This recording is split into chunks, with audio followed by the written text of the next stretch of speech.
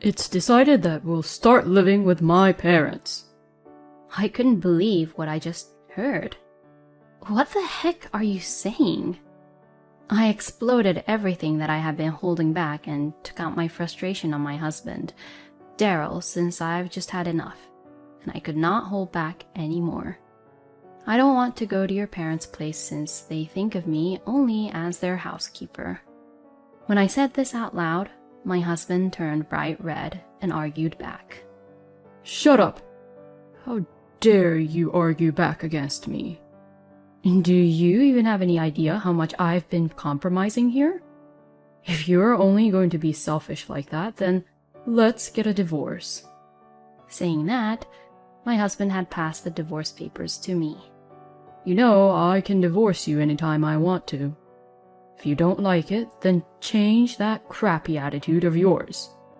I'm going back to my parents' house for a while, so cool your head. With these words, my husband left the house. My name is Aaron. I am 28 years old, and I work in a company. I married my husband, Daryl, 1 year ago. I met my husband at a matchmaking party that a friend invited me to. My husband aggressively approached me, and we began to talk a lot. My husband was 3 years older than me and worked for a well-known company, though not a major one. He seemed friendly and sociable, and he didn't seem like a strange person.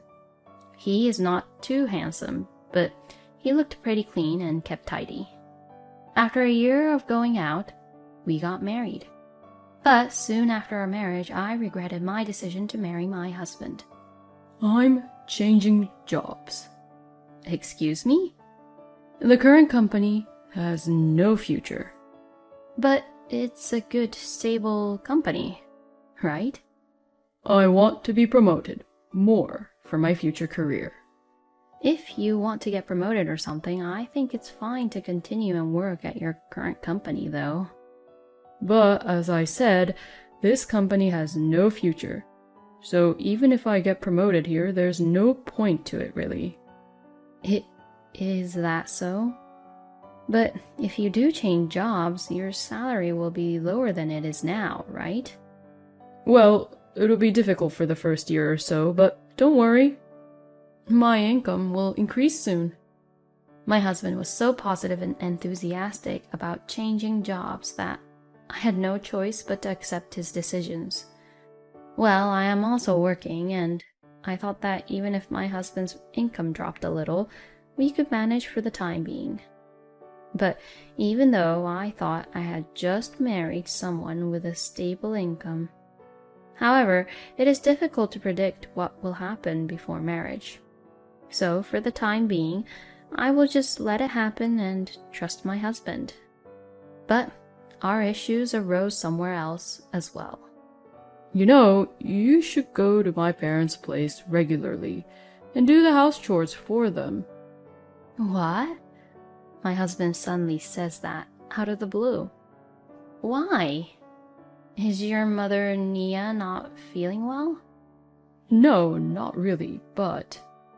After all, you're the eldest son's wife, so you have to do these kind of things, you know? Excuse me? I really couldn't understand Daryl's logic. And no, I've never heard of such a thing, though. Besides, I'm working, and I don't have that kind of time, you know. It would be nice if you could at least go help out with the house chores on the weekends. And then, when am I supposed to have my actual day off? Anyway, I've already told Mom, so please just do me a favor this time. I'll also go with you to my parents' place too. Please, help me take care of my parents. But why should I be the one to do that? And I'll also go with you too? How condescending can Daryl be? I mean, of course Daryl should do that. If he wants to take care of his own parents, then he should be doing that on his own. But with quitting his job and doing a job hunting, I felt that if I confronted my husband too much, I would offend him and make the current situation worse. So I decided to accept his request for the time being. I'm just going to help out once in a while, okay? Oh, thank you. You really are a good wife, Erin. I'm not really that happy to be praised like that. I gradually began to regret having married to Daryl. And that feeling became even stronger when I started helping out with the house chores at my in-laws' house. Hello? Oh, thank you for coming over. Well then, please start by cleaning up the bathtub first, okay? Huh? What? You came to help with the house chores, didn't you? Well, yes.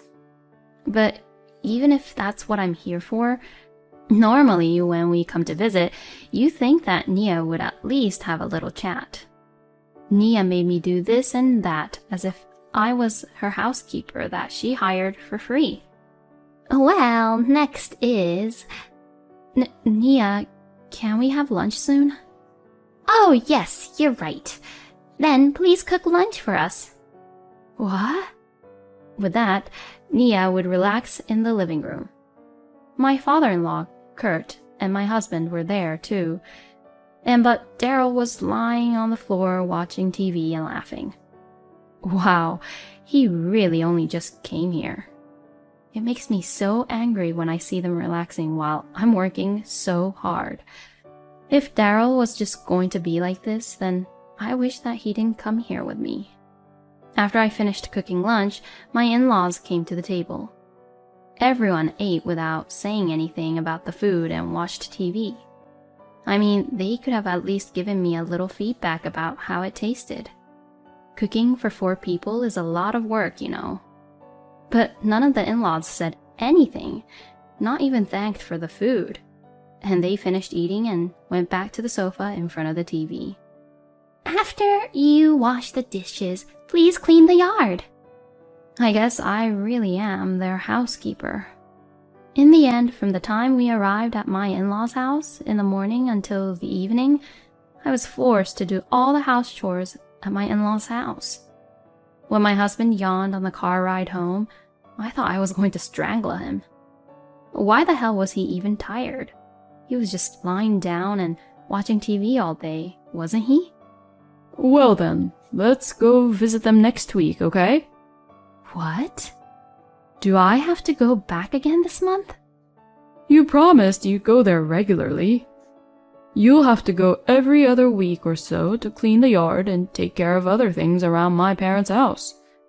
I've been trying to compromise with my parents too, you know. They actually want you to come every week. No way. I will never go there every week. I'm not your parents' housekeeper, you know. There's no way I could visit them that frequently. But you promised me. Are you trying to break the promise? I didn't expect to do such a tremendous amount of house chores, you know. Then just once a month. Wow. Daryl's just selfish. And that's endless, huh? But it seemed that my husband would never give in to further arguments. So I agreed to go to my parents-in-law's house to help out with the house chores on the condition that it be done once a month. After that, my frustration with my husband continued to build up. But I didn't want a divorce right away. We had been married less than 6 months at this point. Even though we are husband and wife, we are still strangers to each other. So we need to understand each other and try to work it out and compromise a bit more. I tried to meet my husband's requests as best as I could. But I also tried to speak up when he was being unreasonable. I believe that by speaking up each time, my husband would gradually come to understand my feelings and thoughts. And now 1 year passed since we got married. But the situation did not change much. Rather, I became depressed than before. My husband's salary remained the same. And he was the one who said that his income would increase in no time. And the same goes for helping out at my in-laws' house. My in-laws seem to think it's just normal for me to help them, so they say, "Well, please do it." And and even leaves me on my own at their home on a trip. I don't know if it's on purpose, but whenever I go to clean their house, there is always an unbelievable amount of laundry. My husband would say, "I'm staying at home." and he doesn't even come over to my parents-in-law's house anymore when I go there. I felt extremely frustrated and wondered why I had to clean someone's house on my day off when no one was at home. Some might say that if there's no one to watch over you, why don't you just skip it? But when Nia comes home, she checks everything and gets extremely angry if she finds even the slightest thing wrong. My husband is still the same, and my life has not changed one bit, but rather it has gotten worse. When the word divorce began to cross my mind, my husband says something outrageous. "It's decided that we'll start living with my parents. At the earliest, we'll move in with them by the beginning of next month." I couldn't believe what I just heard. Excuse me? What the heck are you saying? "Because that's convenient, isn't it? Convenient for what? You can focus on house chores. Plus, you used to help out a lot, so you're used to doing house chores in that house, right? It doesn't cost you rent too, so it's only an advantage." No, it's only a disadvantage for me. I exploded everything that I had been holding back and took out my frustration on my husband, Daryl, since I've just had enough and I could not hold back anymore. You are so selfish. You didn't even ask me if I wanted to live with your parents, but you decided it on your own? You don't even listen or try to ask for my opinion? Besides, it's not like I was helping your parents out with the house chores. It's more like I was doing all their house chores for them. I don't want to go to your parents' place since they think of me only as their housekeeper. And what you said about your salary going up is just ridiculous. Who said that your salary would increase in a year? It's not increasing at all. If I continue like this and keep on believing your convenient words, then I can't keep on going on like this anymore. When I said this out loud, my husband turned bright red and argued back. "Shut up! How dare you argue back against me? Do you even have any idea how much I've been compromising here? If you're only going to be selfish like that, then let's get a divorce," Daryl said angrily and left the house. And about 2 hours later, he got back home, but he was smirking at me. "I'm being serious, you know." Saying that, my husband had passed the divorce papers to me. My husband has signed all his parts. I guess it seems like he also showed this to his parents already. "You know, I can divorce you anytime I want to. If you don't like it, then change that crappy attitude of yours. I'm going back to my parents' house for a while, so cool your head." With these words, my husband left the house. I thought to myself, perfect, I'm going to submit this, and immediately went to my parents' house to tell them about it and file the divorce papers. I had been complaining to my parents about my husband and in-laws for some time, so they immediately agreed to the divorce. I decided to pack up my belongings and get ready to leave home. It took me longer than I thought to sort out the things I had bought during my marriage and the things I had bought when I was single. Still, I managed to get everything ready in between while I worked. I temporarily left my belongings at my parents' house and was looking for a room to live alone when my ex-husband suddenly barged in on me at my parents' house.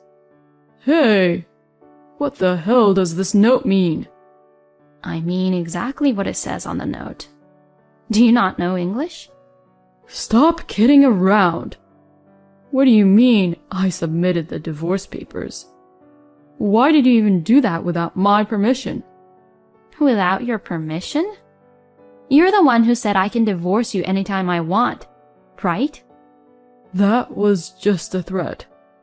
A threat? "You threatened my daughter?"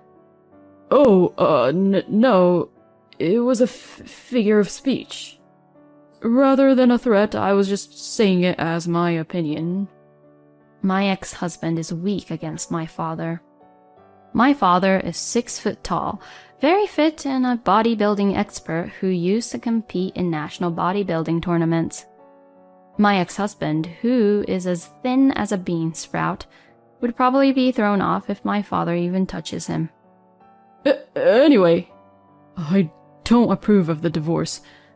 I don't care if you do or not, because our divorce is finalized, so we're strangers now. Don't be ridiculous.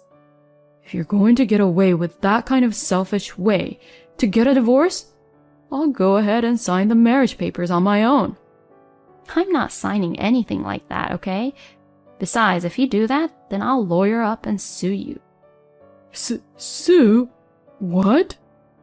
I'm going to take you to court, and I'll prove to everyone how condescending and selfish you are, along with your parents on how they treated me, and fight until I get a divorce from you.